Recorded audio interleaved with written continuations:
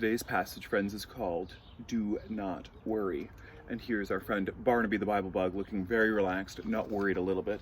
And here I am sitting in my garden of miracles, not looking too worried, right? Or at least that's the way it looks. The passage is called Do Not Worry. It tells us that the birds weren't worried about what they were going to eat, the flowers weren't worried about what color they were. And it simply just says, don't worry. Huh, nice, easy, right? I'm sorry, but I don't think it is for me. I really loved that our friend Jocelyn, in her words of welcome, said, oh, this is what worry looks like to me. And it looks different, and it sounds different for everybody, and we all worry in different ways about different things. For me, I worry about definitely the future. I worry about myself. I worry about friends and family. Do they know that I love and miss them? Are they well? Are they happy? Are they healthy? What's school going to look like in the fall when things are all so different? And sometimes I don't even realize I'm worrying, but then it's here in my stomach. For me, it travels very quickly from my head to my tummy. My tummy kind of bubble, and then I know I'm worried. And I was thinking about that with our friend Zolvig as she was telling us about today's passage. Jocelyn had said, think about what you worry about. And then I saw Zolvig running around a field with her dogs telling this beautiful story. And I know that our friend Marlena loved it because that type of environment, that space, is exactly the type of thing that just takes away her worries, or at least lightens them and makes her feel calming. Seeing that God has got all of this in the palm of his hand, like we pray in our opening prayer, today I go forth in God's hand, that beautiful prayer. I was thinking about that, and then I was thinking about what are the things that I know? So that's an up here thing. What are the things that I know to be true? Number one, I know that God has our back because, come on, look, this impossible garden has become a miracle, and Jocelyn told us God's got your back.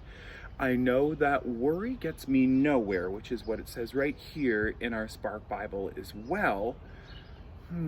Still, okay, these are things that I know, and I know that things can't be fixed by worrying.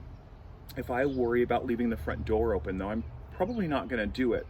If I worry about the environment and climate change, maybe I'll make smarter choices with what I buy, or I'll reuse, reduce, recycle, all of those good things that we discussed about being a steward. So in that way, worrying maybe helps a little bit, but then those things that stay swimming around your head, even when you're in action, when you're doing all the things you're supposed to be doing, and yet you're still worried, that's a real kind of worry. For me, I've already mentioned the school in their year next year. I'm trying to do all my research and figure out what's it gonna look like next year? How's it gonna be different? Am I gonna see friends? Am I gonna go to school? Am I gonna do it online? What's it gonna look like? Well, me thinking about that and worrying about that and it making its way all the way down to my tummy, that's not changing it anyway. The fourth thing that I also know is that my head knows all of these things, but that's not stopping it from making its way to my tummy. The knowing isn't stopping the feeling. So I thought about what I have done in the past when I've been really worried about something, maybe even afraid of it, but very worried about something, and I knew that it was swimming around in my head and I could feel it in my tummy. And I remember what I did, and I realized we talked about the exact same thing last week. So it's what I call the rule of twos. Every time something shows up in twos, I'm like, this is God at work.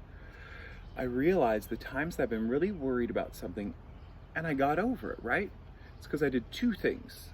I decided I was going to pray about it, and I decided I was going to talk about it. I have this good friend who always says, have you prayed about this as much as you've worried about it? Well, I decided I was going to pray about it, and I was going to talk about it. So we know that God's got our back. And so I talked to God about it and said all of the things that I was worried about and why I was worried. Sometimes just sort of saying them to God, they were gone, they left me. And then other times I realized I need to go to the people that we talked about last week, those people that we love and trust, and have these conversations with them. So if it's somebody like my dad, he's probably been through a situation like the one that I've been through, and God has put him in my life, and I love and trust him, and he cares about me because I'm important to him. So I bring them to him. And they always say a burden shared, that's the heavy thing, is a burden halved, so cut in half. And it's not going, I'm really worried about this, let me give you half of what's going on in my life. No, sometimes when we share things, it's kind of like pizza. It's just gone. It's not you've got half, I've got half. It's just gone. And I realized that's probably the best thing that I could be doing, and that's what I'm going to suggest to all of us. Have you ever felt like you had a weight like that or a problem and it was lifted? That weight comes off of you. It's a good feeling, isn't it? Whatever you're worried about, try sharing it. Do it in prayer, and then do it with the people that you love and trust. And if you're looking for a really practical way to do this, stay tuned for our call to action this week.